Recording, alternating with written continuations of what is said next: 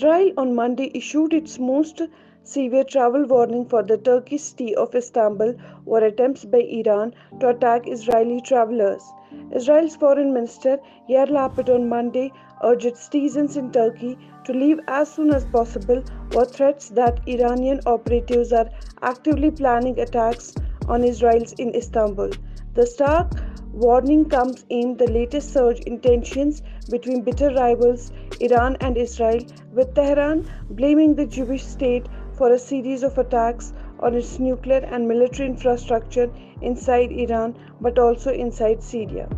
2 days before this, Prime Minister Naftali Bennett already warned in an interview published Saturday that Tehran was drawing dangerously close to producing nuclear weapons. Iran is enriching uranium at an unprecedented rate and moving dangerously close to getting their hands on nuclear weapons, he told the UK's Telegraph in an interview.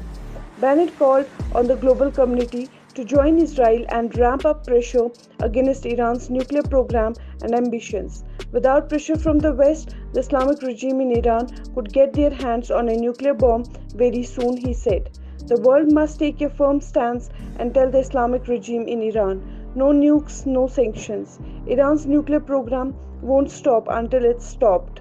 In the past, the majority of Americans, Brazilians, Japanese, Mexicans, Egyptians, Germans, Brits, French, Italians, Spaniards, and Poles, among other national groups, had majority support for tougher sanctions on Iran, while majorities in China, Russia, and Turkey opposite tougher. After many disputes with Western countries, Iran does not listen to them anymore. According to a report, Iran has shifted all the centrifuge production equipment from a nuclear site allegedly targeted by Israel to the underground Natanz facility.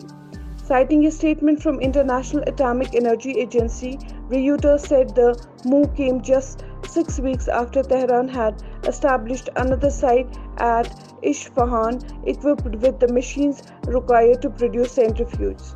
The 2015 deal between Iran and world powers imposed restrictions on Iran's nuclear activities in exchange for the lifting of international sanctions. Then President Donald Trump pulled the United States out of the deal in 2018, imposing tough economic sanctions on Tehran. Iran responded by breaching many of the deal's restrictions, including a 3.67% cap on the purity to which it could purify uranium and a 202.8 kg limit on its enriched uranium stock. Iran says stockpile of 60% enriched uranium, more than 25 kg. Iran has started removing 27 surveillance cameras from nuclear sites across the country, the UN nuclear watchdog said Thursday, further blinding the agency's inspectors from being able to track Tehran's uranium enrichment that is now closer than ever to weapons grade levels. Iranian reports stated the Israeli bombing had damaged the runway after targeting warehouses of Iranian militias near the airport. Two satellite firms published images showing significant damage to runways at Damascus International Airport after Israel allegedly targeted the site on Thursday.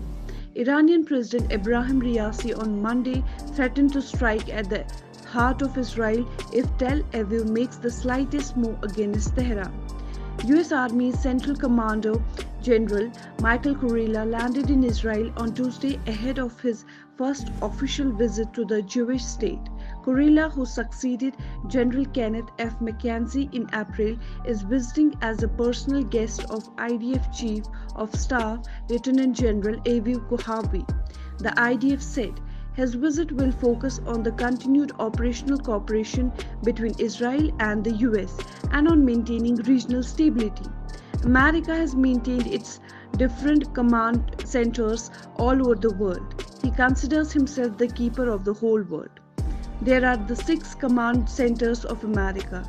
The first number command center inside it is made for the whole Central Asia. The situation between Israel and Iran have been changing very rapidly. Israel has conducted the largest military drill in history.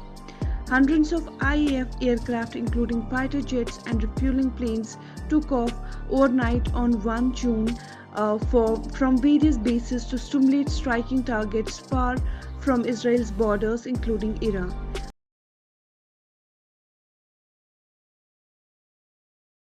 The distance between Israel and Iran is about 2,000 kilometers.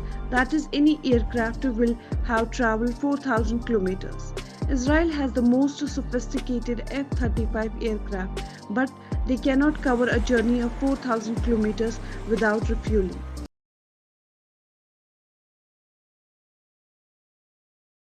Ten days after the Iran military drill carried by Israel on June 1st, another news came that a new feature has been added in all the F-35 aircraft of Israel, after which they don't need refueling. Turkey foiled Iranian plot against Israel targets. Any Israeli tip-off leads Turkey to expose an Iranian ring that planned to carry out an attack against Israeli targets.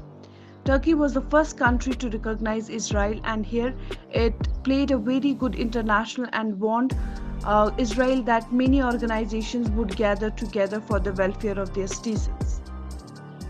A week ago, Iran showed several of its drones inside an underground station and said they can travel and attack up to 2,000 kilometers. The matter here is that Israel is a small country. It will not be able to withstand any kind of nuclear attack, whereas Iran has drones that can reach Israel directly. Israel first destroyed an air strip in Syria so that the arms coming from the Iran could not reach here. The second thing Israel does is to increase the range of its F-30 to 2,000 kilometers and also warned its citizens in Turkey to leave the country immediately. Both Iran and Israel have good relations with India, and India does not want these two countries to fight with each other.